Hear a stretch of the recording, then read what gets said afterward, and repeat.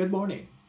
This play is called Mr. Gray's Gettysburg, and it's a two-act murder mystery. It's May 9th, 1950, and Mr. John Gray is 68 years old, a successful banker, and wealthy by investments with the Standard Oil Company since 1909. He had just married a young Georgia Belle in her 20s, Tiffany Hopkins, and approximately 10 months after a horrible event.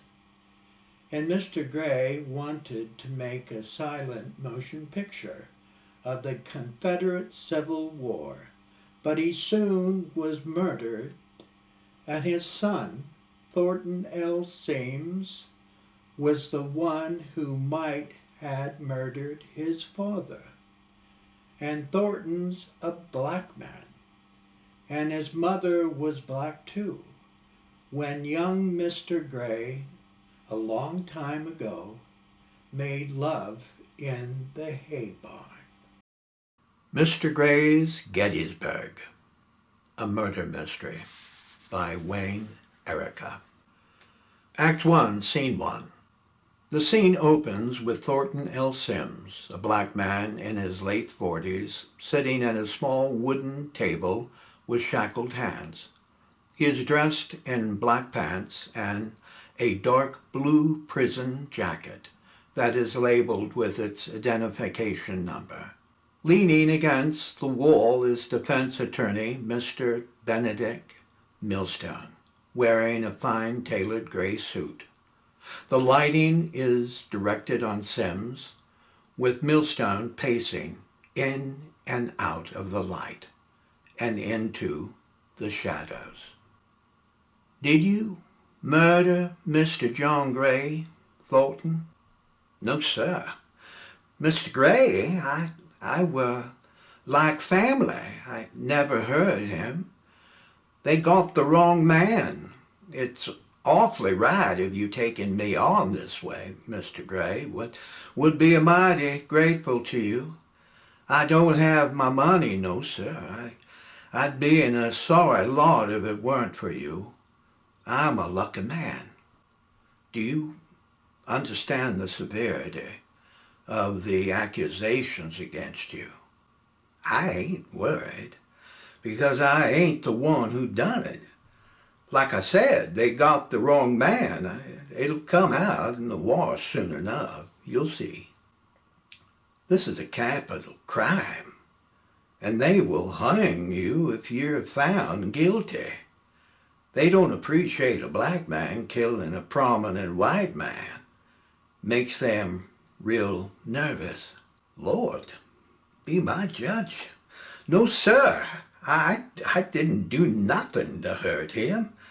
I know what they can do to me, but the grace of the Lord would be my defense.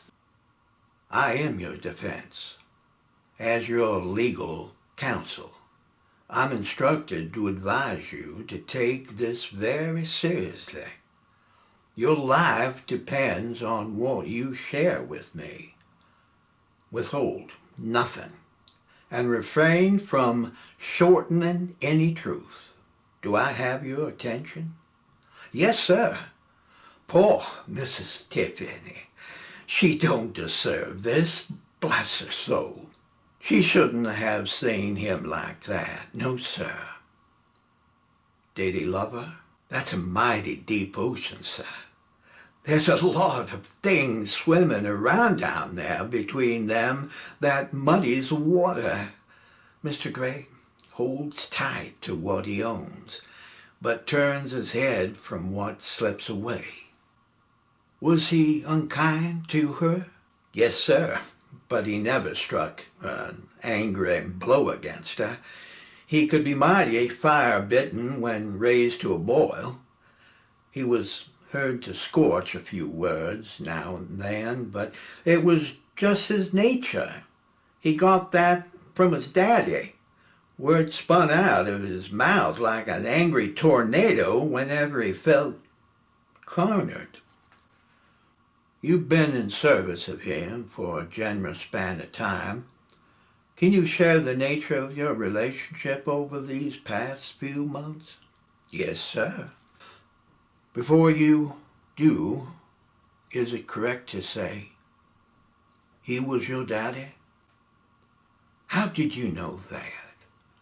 I guess I guess it don't matter much how you heard. Truth is, Mr. Gray was my daddy, of sorts. Not like other children. I sort of belonged to him. My mama's name was Moolah. She was a slave. Her mama was a nanny for a Gray household, and her name was Tabby. The Grays were wealthy New Orleans plantation folks, long before the Civil War broke out. Story has it, my mama caught the eye of young John Gray. After a tumble in the cotton bin, my mama was showing signs that eventually led her to being sold across the country to a neighboring plantation. As she was giving birth, things went bad for her. Child survived, but my poor mama never laid eyes on her son. Then the baby was wrapped up and given back to the Grays. I guess they were angered about her dying and had no need for the child. You were that child? Yes, sir.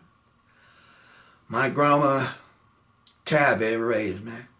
Everyone knew who I was and who I came from, but only in whispers, far from Mr. John Gray's ears, as many black folks do after the war ended. We stayed on doing her chores. Where else can we go? It's all you know. Yes, sir. 49 years I've spent serving Mr. Gray. Did he ever acknowledge you as his heir? He kept me close, which I'm indicted, but like I said, he holds tight to what he owns. Describe Mrs. Gray's demeanor, and was she distraught in any way? She was as fresh as spring air. When Mrs. Tiffany entered a room, her scent filled every corner, like peach blossoms and lilac.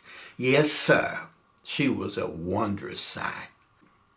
Mr. Gray outdone himself when fetching her into his life. Of course, there were times I knew he don't deserve her.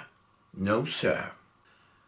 The light slowly dimmed to black on the room as Thornton continues to speak as the lights slowly rise on the dining room of Mr. Gray's house.